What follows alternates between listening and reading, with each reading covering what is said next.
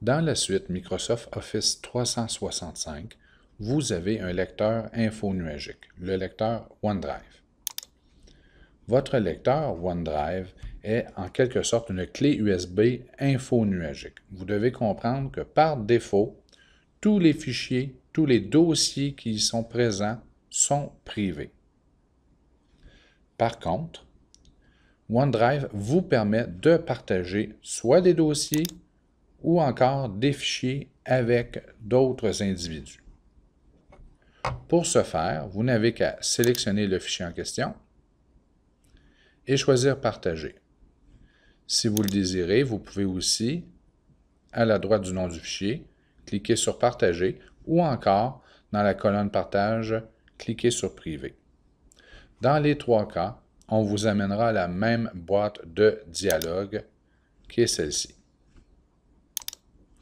Avant de partager un fichier, vous devez vous poser la question, suis-je mieux de partager un fichier unique ou encore de partager un dossier?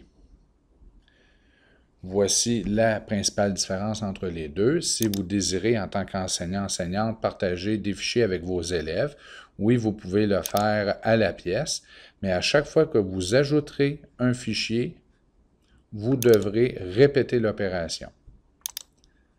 Si vous désirez, à la place, partager le dossier avec vos élèves, vous n'aurez qu'à faire l'opération une seule fois et par la suite, tous les fichiers que vous ajouterez à l'intérieur de ce dossier seront accessibles à vos élèves. Donc, personnellement, je préfère partager un dossier avec mes collègues, mes élèves, et qu'ensuite le même partage serve pour toute l'année. Il y a plusieurs façons de partager un dossier ou encore un document. Premièrement, si vous désirez partager avec une, deux ou trois personnes, vous pouvez inscrire le nom des individus ou l'adresse courriel des individus dans la boîte de saisie ici.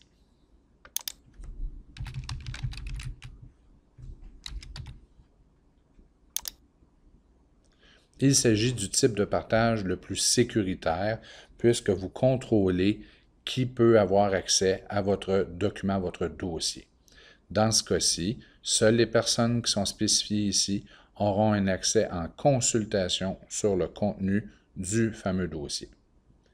Si je désire accorder des droits de modification à ces personnes, je n'ai qu'à cliquer sur la flèche et autoriser la modification.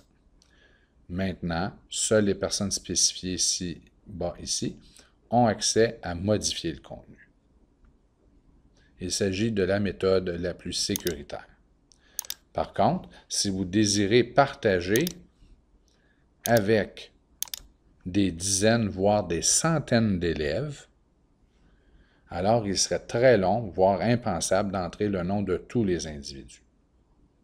Il y a une autre méthode de partage qui est un peu moins sécuritaire, parce qu'on a moins le contrôle, mais qui fonctionne très bien. Vous cliquez sur la flèche et vous allez choisir soit tout le monde ou encore les personnes au sein de la commission scolaire des Samars. Si vous choisissez les personnes au sein de la commission scolaire des Samars, alors un élève ou un parent devra s'authentifier comme ayant un compte à la commission scolaire des Samars, ce qui n'est pas le cas des parents. Mais pour vos élèves, il ne devrait pas y avoir de problème. Donc, vos élèves auront accès aux documents. Et même si un élève d'une autre commission scolaire ou ailleurs au Québec ou au Canada met la main sur le lien que vous allez partager, ils ne pourront pas avoir accès au fichier. Si par contre, vous désirez partager et que le document soit accessible aux parents, aux élèves, aux oncles, tantes, en gros qu'il soit accessible au public au besoin, bien, vous choisissez tout le monde. Vous décidez si vous désirez autoriser la modification ou non et vous appliquez. Toute personne disposant de ce lien peut consulter le contenu et je n'ai qu'à faire copier le lien. Je m'assure qu'il n'y a pas de nom d'inscrit ici.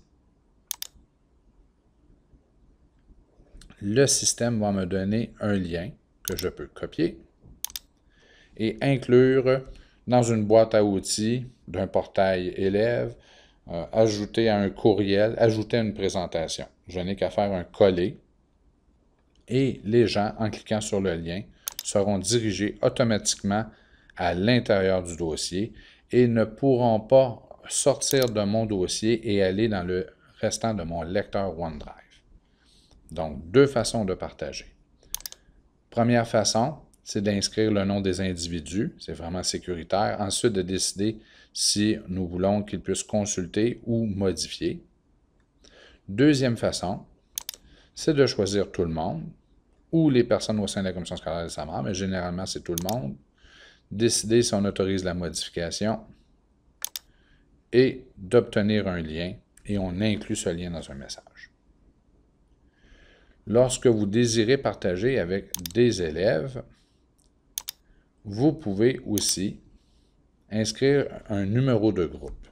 Par exemple, les numéros de groupe élèves débutent toujours par le code de l'école et ensuite le code matière ou encore au primaire, c'est le numéro de l'école le numéro de groupe. Par exemple, 502. Et là, vous auriez une trentaine d'élèves qui seraient automatiquement ajoutés à ma liste de partage pour le dossier 0000.